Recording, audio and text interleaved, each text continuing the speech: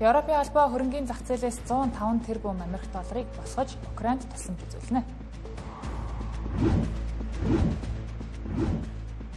Америк нэгдсэн улс дахь TikTok-ийн бизнесийг эзэмших хамтарсан компани байгуулагдлаа.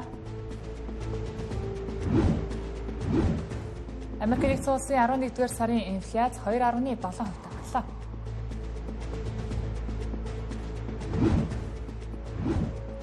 Францын мэдээгүйжүүлэгч эмч санаатайгаар 12 өвчтнийг хордуулан амьд нь хүрчээ.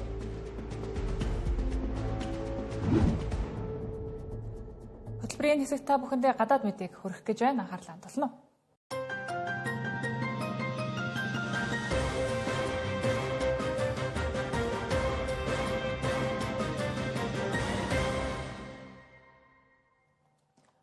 Европын албаны удирдагчид эх 2 жилийн хугацаанд 105 тэрбум Америк долларын тусламжийг Украин улсад үзүүлэхээр боллоо. Үүнийг бүрдүүлэхийн тулд Оросын албаны улсын битүүмжилсэн 250 тэрбум Америк долларын хөрөнгийг ашиглах бус хөрөнгийн зах зээлээс санхүүжилт бүрдүүлж тус улсад хүүгүү зээл хэлбэрээр олох юм байна. Украин улсын хувьд энэхүү мөнгөн тусламжийг эдийн засаг болон цэргийн ажиллагаанд зарцуулах нь. Хэдхэн сарын дараа санхүүгийн эрсдэлтэй нүүр тулгарах байсан тус улсын асуудлыг шийдэхэд Европын холбоо ийхүү томоохон дэмжлэг үзүүлэхээр боллоо. Сүүлийн саруудад зүүн Европын дайныг төгсгөх инхээ хэлэлцээр эрчтэй яригдж байгаа ч Украин улсыг эх 2 жил цэргийн ажиллагаагаа явуулахад туслах дэмжлэгийг Европын холбооны зөвлөлийн ерөнхийлөгч Антонио Коста зарлалаа. Тэрээр бид тохиролцоонд хүрлээ. 2026-аас 2027 онд Украин улсад 90 тэрбум евро буюу 110.5 тэрбум долларын дэмжлэг үзүүлэх шийдвэр батлагдлаа. Бид хүлээсэн үргээ биелүүллээ гэж өөрийн сошиал хуудаснаа нийтэлсэн байна. Хөрөнгийн зах зээлээс бүрдүүлэх санхүүжилтийг Европын холбооны төсвөөр баталгаажуулах юм. Мөн Оросын албаны улсын битүүмжилсэн хөрөнгийг Украины цэргийн ажиллагаанд ашиглах хэсэг маргаантай төлөвлөгөөг цаашид үргэлжлүүлэх үү гэдэг шийдвэрийг гаргажээ. Харин тус хөрөнгөд тулгуурлан зээл босгох талаар үргэлжлүүлэх хэлэлцэх юм а. Украины тусламжийг баталахад эсрэг саналтай байсан Унгар, Словак, Чех улсуудын төсөвт ямар нэгэн санхүүгийн даралт учрахгүй гэдгийг талуудын байгуулсан гэрээнд дурджээ. Зээлийн эргэн төлөлтийн тухайд Украин улс Оросын албаны улсын дайны нөхөн төлбөрөө авсны дараачаар төлж эхэлнэ. Тэр болтол 250 тэрбум доллараар хэмжигдэж байгаа Оросын албаны улсын хөрөнгийг битүүмжилсэн хэвээр байх бөгөөд эргэн төлөлтөнд ашиглах хэсэг нь одоогийн байдлаар тодорхойгүй байна. Энэ хөрөнгийн ихэнх нь буюу 217 тэрбум доллар нь Бельги улсад хадгалаастай байдаг. Иймд Бельги улсад Москвагийн зүгээс ирэх дарамт шахалтаас хамгаалах баталгаа шаардлагатай гэдгийг хуралд оролцогчид онцолж байлаа. Энэ талаар Бельги улсын ерөнхий сайд Барт де Вивер Европын парламентэд хандан хууль эрх зүй санхүүгийн эрсдэлд санаа зовж байгаагаа илэрхийлэн битүүмжилсэн хөрөнгийг ашиглах нь хууль бус. Хожим нь Бельги улс Оросд нөхөн төлбөр төлөхөд хүргэж болзошгүй гэсэн болгоомжлолыг сануулсан байна. Бельги улсын хувьд Европын холбооны улс орнуудаас бүх хариуцлагыг хүлээх баталгааг шаардаж байгаа юм. Герман, Нидерланд тэргүүтээ зарим улс орнууд зээлийг баталгаажуулахад бэлэн гэдгээ мэдгдсэн бол Итали, Болгар зэрэг зарим улс орнууд эргэлзсэн хэвээр байгаамаа. Харин Оросын албаны улсын төв банк битүүмжилсэн хөрөнгийг нь Украины санхүүжилтанд ашиглах альва оролцоогын төлөө Европын банкуудын эсрэг Оросын шүүхтээр хэрэг үүсгэнэ гэж мэдээлэлд байгаа.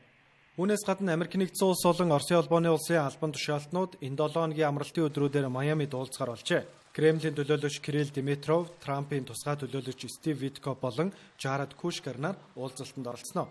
Гэвч инхий хэлэлцээрийн гол асуудлуудын нэг болох Донбасс мужийн газар нутгийг хэрхэхтэр Оросын албаны улс болон Украины талууд өөр байр суурийг илэрхийлсээр байна. Америк нэгдсэн улсын ерөнхийлөгч Дональд Трамп бараг 1 жилийн туршид яригдж байгаа TikTok-ыг хориглох асуудлыг шийдвэрлэх баримт бичигт гар хэсэг зурлаа. Ингэснээр тус улс дахь TikTok-ийн бизнесийг эзэмших хамтарсан компани албан ёсоор байгуулагдаж байна. Тус компани 80%-ийг Хятадын бус хөрөнгө оруулагчид эзэмших юм байна. Уг компани нь TikTok USDS Joint Venture нэрийн дор үйл ажиллагаагаа явуулах бөгөөд 4 компани хамтран хувь эзэмших юм. Хамгийн их буюу 50%-ийг програм хангамж хөгжүүлэгч технологийн дэд бүтцийн гигант Oracle компани эзэмшнэ. Тус компани үүсгэн байгуулагч гүйцэтгэх захирал Ларри Эллисон нь дэлхийн хамгийн чинээлэг эрхмүүдийн нэг бөгөөд Дональд Трампын ойрын хүмүүсийн нэг юм. Харин хөрөнгө оруулалтын Silver Lake болон MJX сангууд тус бүр 15-аас ялимгүй их хувийг эзэмшинэ. Ингэснээр Америк нэгдсэн улсын зохицуулагч байгууллагуудын шаардлагын дагуу Америк нэгдсэн улсын толгой компани ByteDance-д 20-с бага хувь буюу 19.9% нь үлдэхээр болжээ. Энэ мэдээллийн талаар TikTok-ийн гүйцэтгэх захирал Шоузи Чу өөрсдөө ажилчдаа албан бичиг илгээн мэдээлсэн байна. Тус албан бичиг талуудын хувь эзэмших хэлцэл 2026 оны 1-р сарын 22-нд эцсийн байдлаар шийдвэрлэгдэнэ гэдгийг дурдсан байна. Иргэн сануулгад ерөнхийлөгч асан Жо Байдны бүрэн эрхийн үед TikTok-т Америкийн нэгдсэн улс дахь үйл ажиллагаагаа зогсоо эсвэл бизнесээ зар гэсэн хоёр шаардлагыг тулгаад байсан. Үүний дагуу 1-р сарын 19-нд TikTok Америкийн нэгдсэн улсад хориг тавих болсон гол шалтгаан нь TikTok толгой компани ByteDance-аараа дамжуулан Хятадын засгийн газарт хэрэглэгчдийнхээ мэдээллийг хуваалцдаг гэж буруутгаж байсан. Гэвч ерөнхийлөгч Дональд Трамп ажлаа авсны дараачаар хоригийн хугацааг хэд удаа сунгасан. Мөн үүнийхээ хажуугаар TikTok-ийн бизнесийг худалдан авах хөрөнгө оруулагчдыг олоход тусалцаа үзүүлж байсан юм. TikTok-ийн хувьд Америкийн нэгдсэн улсад 170 сая хэрэглэгчтэй тус улсын онлайн худалдаа зар сурчилгааны гол сошиал медиа платформ бөгөөд хэрэглэгчдийн дийлэнхийг нь залуучууд болон өсвөр насныхан бүрдүүлдэг. Цагаан ордны зүгээс өмнө нь мэдээлж байсны дагуу шинээр байгуулагдах хамтарсан компани TikTok-ийн алгоритм, контент зохицуулалт, хэрэглэгчдийн мэдээллийг хянах ёстой. Гэвч гүйцэтгэх захирал Шоузи Чугийн илгээсэн албан бичигт цахим худалдаа, зар сурчилгаа, маркетингийн эсгийг ByteDance хариуцахаар болсон гэжээ. Үүнээс гадна хэлцэл хаагдахаас өмнө Хятадын засгийн газрын зөвшөөрөл шаардлагатай болж магадгүй. Бүгд найрамдахтад ард улсын дарга Ши Жинпинг уг хэлцлийг дэмжиж байгаа гэдгийг илэрхийлсэн ч албан ёсоор одоогийн байдлаар зөвшөөрөл өгөөгүй байгаамаа.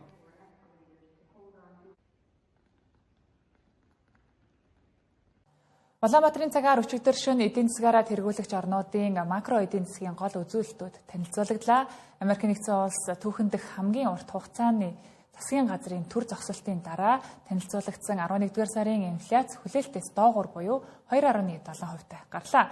Мөн Евро бүсийн 4 банк энэ жилийн хамгийн сүүлийн бодлогын хүүгийн шийдвэрээ танилцуулсан. Үүнээс гадна Япон улсын бодлогын хүү сүүлийн 30 жилийн хамгийн өндөр түвшин дээр ирлээ. Эдгээр мэдээллийг хөтөлбөрийн энэ хэсэгт багтлан хүргье. Америкийн нэгдсэн улсын инфляц буюу хэрэглээний үнийн индекс 11-р сард хүлээгдэж байснаас бага өсөлттэй буюу 2.7%-тай гарлаа. Энэ нь эдийн засгчдын таамаглаж байсан 3.1%-аас харьцангуй бага байгаа юм. Инфляц эргээд буурч эхэлсэн нь Төв банкны бодлогын хүү буурах магадлалыг улам бүр нэмэгдүүлж байна.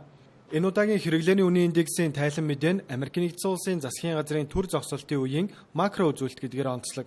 Засгийн газрын үйл ажиллагаа саацнаас олж 10-р сарын инфляцийн дүн мэдээг цуцалж 11-р сарыг товлсон хугацаанаас 9 хоногийн дараа гарч байгаа нь энэ юм а. Өнгөрсөн 4-р сард 2.3%-тай байсан инфляц 9-р сард 3% болтлоо өсөд байсан бол ийхүү буцаад буурч эхэллээ. Төв банкны зүгээс цар тахлаас хойш инфляцийг зорилтод 2% түвшин дээр авчирхаар ажиллаж байна. Азийн эдийн засаг хөрөнгийн зах зээлийн гол тоглогч нарын нэг болох Японы Төв банк бодлогын хүүгээ сүүлийн 30 жилийн хамгийн өндөр түвшин дээр авчирлаа. Энэ нь тус улсын инфляцийн түвшин бараг сүүлийн 4 жил гаруй хугацаанд зорилттой түвшнээс өндөр байгаатай холбоотой юм.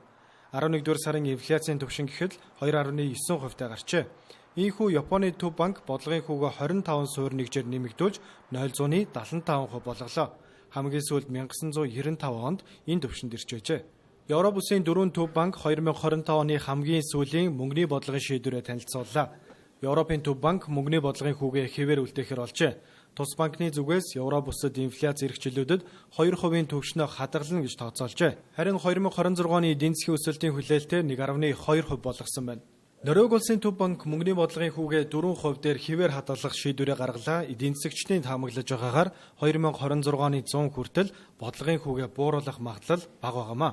Мөн инфляц одоо хүртэл өндөр байгааг онцолсон байна. Швед улсын Төв банк мөнгөний бодлогын хүүгээ мөн 175% дээр хадгалах шийдвэрийг гаргалаа. Тус улсын хувьд эх саруудад мөнгөний бодлогын хүүгээ энэ түвшинд байлгах магадлал өндөр байна. Харин Английн Төв банк мөнгөний бодлогын хүүгээ 25 суурь нэгжээр бууруулж үндсэн хүүгийн түвшин 375% болголоо. Тус улсын 11-р сарын инфляц 3.2% болж огцон буурсан ийм шийдвэр гаргахад гол нөлөө үзүүлжээ.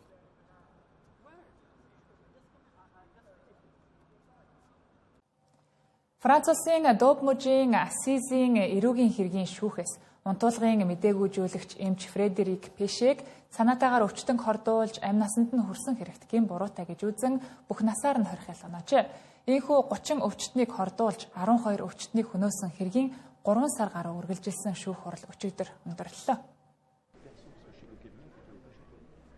Одоо 53 настай Фредрих Пише гэхээр 2008-аас 2017 оны хооронд ажиллаж байх үедээ санаатаагаар худаадараа өвчтөний мэдээ алдуулга болон судас тариа туслыг бохирдуулж дурын зүйлийг нэмэн хордуулж байсан байна. За прокурорууд түүний уг үйлдэл хөнгөн мис засалд орж байгаа өвчтөнд генет зүрхэн зогсох, за аль эсвэл цус их хэмжээгээр алдах эрсдлийг авчирдаг байсан болохыг баталсан байна. За хөнгөн жижиг хаалганы үеэр хүртэл өвчтөний зүрх генет зогсох, цус алдах тохиолдлууд ихсэж эхэлсэн үеэс бүрдүүн шалгах ажиллагаа явж эхэлсэн. Харин олон жил ажилласан мөрдөн байцаагчийн ажлын явцад талгаруу хэрэгтэндээ холбоотой иймэрхүү тохиолдол бүртгэгдэж байжээ. За шүүх хурал дээр прокурорууд Пишетэй холбоотой эдгээр хэрэгүүдийг ахид дурдсан. За тэд энэхүү явдлуудыг тохиолдол санамсаргүй алдаа байгаагүй.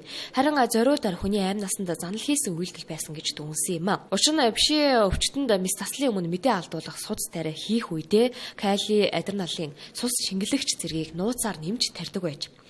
Түүний энэхүү үйлдэлийг хэрэг дээр ажиллаж байсан прокурор таамаглал хийсэн байна. За тэрээр магадгүй өвчтэй хүмүүстэй өөрийгөө харьцуулж өөрийгөө тэдний хажууд хүчтэй, эрх мэдэлтэй гэдгээ мэдрэхийг хүсдэг сэтгэл зүйн асуудалтай байсан байх магадлалтай. Аль эсвэл хамтран ажилладаг хүмүүсээ сэтгэл зүйн дарамтад оруулах зорилгоор тэдний өвчтнүүдийн биеийн байдлыг нь муутгахыг хичээдэг байсан байж магадгүй гэж үзжээ. Ингээд түүнээс болж хохирсон өвчтнүүдэд 4-өөс 89 хүртэл настай хүмүүс багтаж байна.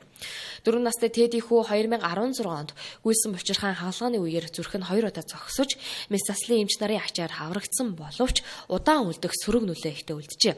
Хохирогчдоос амьд үлдсэн хүмүүс шүүх хуралд оролцсон, одоо байнгын зовирт амьдарч дахир дутуу болсон тухайгаа хэлсэн байна. Харин шүүх хурлын туршид Пише болон түүний өмгөөлөгч түүнийг гин буруугүй гэж нотлох баримт болон гэрчүүдийн үгийг няцаасаар байсан байна. За өчигдрийн байдлаар түүнийг бүх насаар нь 20 хайл өгсөн ч Пишед давж заалдах эрх байгаа бөгөөд тэрээрч түүнийг ашиглахаар төлөвлөж байгаагаа хэлсэн. Харин одоогоор түүнийг шүүгчийн шийдвэрийн дагуу 20 ангид хорж эхэлсэн байна. Францын эмнэлгийн байгууллагад гарсан цуврал аллагын уг хэрэг олон нийтийг зочроож Францад эмнэлгийн аюулгүй байдал хяналт шалгалтыг дахин чангатгах шалгах шаардлага үүсэж байгаа юм а. Яг одоо энэтхэг улс даяар олон 10 нислэгүүд агаарын чанар өтгөн манангийн улмаас туслагдаад байна.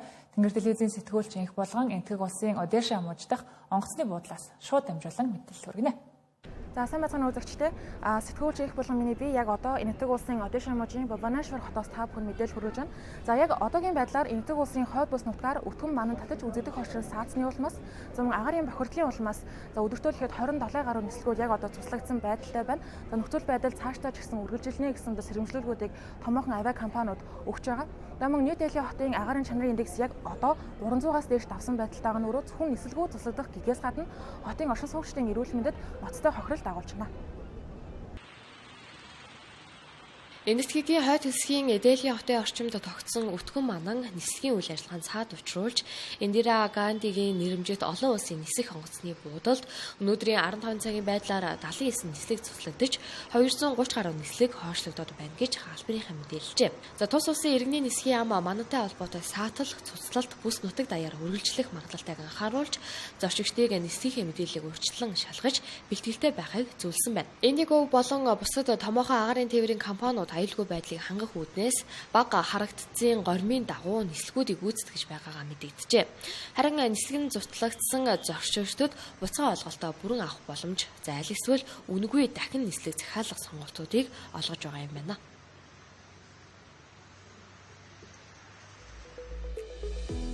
Тэнгэр телевизийн гадаад мэдээний хөтөлбөр үргэлжилж байна. Хөтөлбөрийн энэ хэсэгт дэлхийд дахин дүүрсэн бусад үйл явдлыг товчхон хүргье. Америкийн нэгдсэн улсын ерөнхийлөгч Дональд Трамп саяхан гарсан Брауни их сургуулийн буудлагын хэрэг сэжиглэгдсэн этгээд ногоон картын суглаанаас Америкийн нэгдсэн улсад байнгын оршин суух хэрэгтэй болсон болохыг нь олонд зарлажээ. Харин уг суглааны хөтөлбөрийг зогсоох шийдвэр гаргасныг өнөөдөр мэдэгдлээ. Эрх баригчдын мэдээснээр тус халдлагын сэжигтэн Португалийн иргэн бөгөөд 2000 онд оюутны визээр Америкийн нэгдсэн улсад ирж 2017 онд ногоон карт авсан байжээ.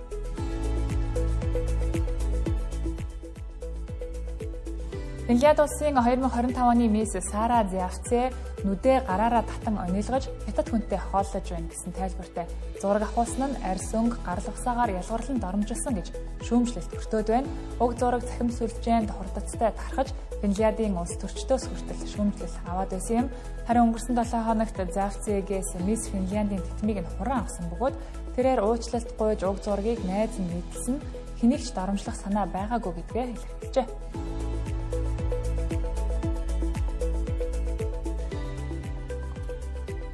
Найруулагч Джеймс Кэмероны Аватар цувралын 3 дахь анги болох Аватар Fire and Ash киноны нээлт 340-оос 380 сая $, хүрэх төлөвтэй байна. Уг кино нь 3 цаг 17 минут үргэлжлэх бөгөөд Хятад, Франц, Герман, Солонгос зэрэг улсуудад энэ 7 хоногоос эхлэн нээлттэй хийж эхэлсэн. Гэхдээ урдчилсан тасалбарын борлуулалт нь 2022 оны Avatar The Way of Water киноноос бага байгаа юм байна. Уг кино нь түүхэн дэх хамгийн өндөр орлого олсон кинонуудын жагсаалтад дээрээсээ 3-т жагсдаг бөгөөд дэлхийд дахинд 2.3 тэрбум гаруй $, орлоготой байсан юм а.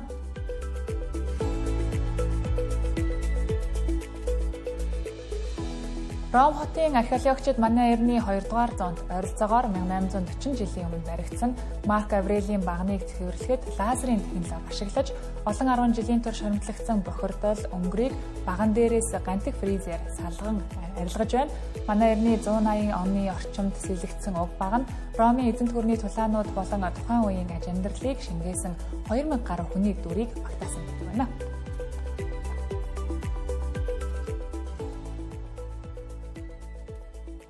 Тэнгэр телевизийн гадаад мэдээний хөтөлбөр танд хүрлээ. Та бүхэн амралтын өдрүүдэд аятахтай сайхан өнгөрүүлээрэй.